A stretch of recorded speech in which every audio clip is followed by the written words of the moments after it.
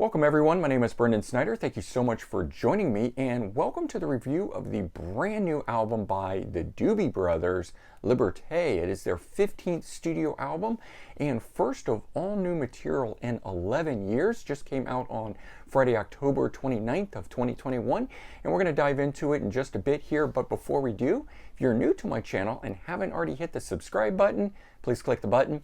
Also leave a comment, hit like, all those things help support my channel. I would greatly appreciate it. And of course, as an added bonus, by subscribing, you'll be able to stay up to date on all that's going on in the world of music, just like this, with taking a look at the brand new album by the Doobie Brothers, Liberte. So the Doobies formed way back in 1970 and released their debut album in 1971, and so they're now celebrating their 50th anniversary as recording artists with the release of this album here, Liberte. And the band still features two of its founding members from the original lineup, Tom Johnston, guitar and vocals, and Patrick Simmons on guitar and vocals. But they're rounded out by longtime guitarist John McVie, who joined the band back in 1979.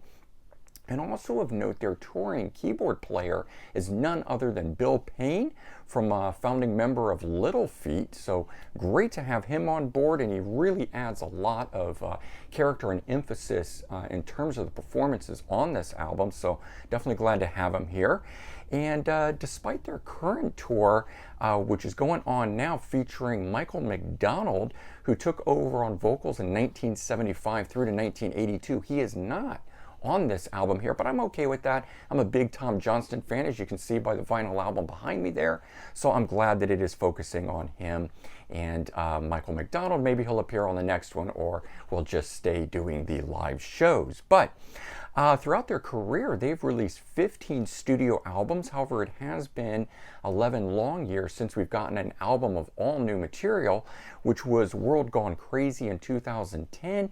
They did release an album called Southbound in 2014, but it featured collaborations with various artists remaking their own hits. So this one here now being all original material, and that leads us to what we want to talk about, Liberte. And so, as mentioned, this is the 15th studio album, and the band is now celebrating 51 years together. Amazing that they're putting out a brand new album, and one that sounds so inspired this far into their career. It is produced by John Shanks, who's known for his work with Bon Jovi, and I do think he is a perfect fit for working with the Doobie Brothers here. And I'll say this, to be quite honest, I wasn't expecting much from this album originally. Boy, was I wrong though. This album here, the 12 tracks that are on it from start to finish, it's excellent. It's got plenty of variety on this thing here, and yet it all goes together. It just flows well from one track to the next. John Shanks did co-write all of the songs on here with the various members of the band, and he does perform on the album as well. I think he adds a real cohesiveness throughout the album itself. The material is something that has not been heard, in my opinion, on the last few Doobie Brothers albums, so I definitely welcome his contribution on this as well. Each member, as I mentioned, does contribute in songwriting on here, and lead vocals for that matter. They sound great, each one of them. And the album itself, I think, is very inspired. It's full of energy, and just an amazing thing for them to be doing 51 years into their career. So I want to talk about some of the standout tracks that are on here. There's 4 of them in particular that I really like, but as I said, this album from start to finish is really, really good. So in particular, track number 2, Better Days. This one is written by Patrick Simmons and sung by him. It has a traditional nostalgic feel to it, similar to something like Bruce Springsteen. I wouldn't normally reference Bruce with the Doobie Brothers, even though they are similar in vein. This one here, though, does pick up on that vibe.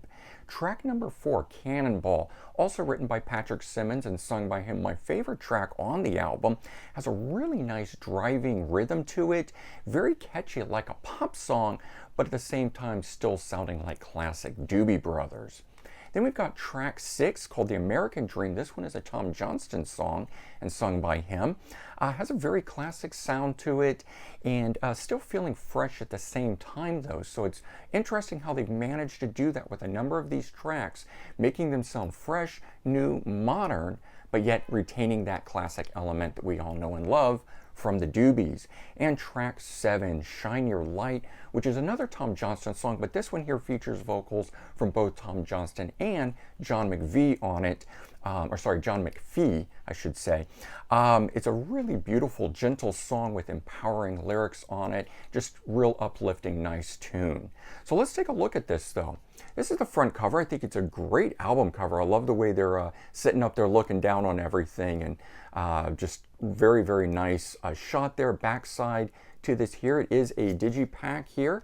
When we open it, we get this great shot of the band logo running right through across, both covers here. We get the booklet in the first one here and the CD in the second one here.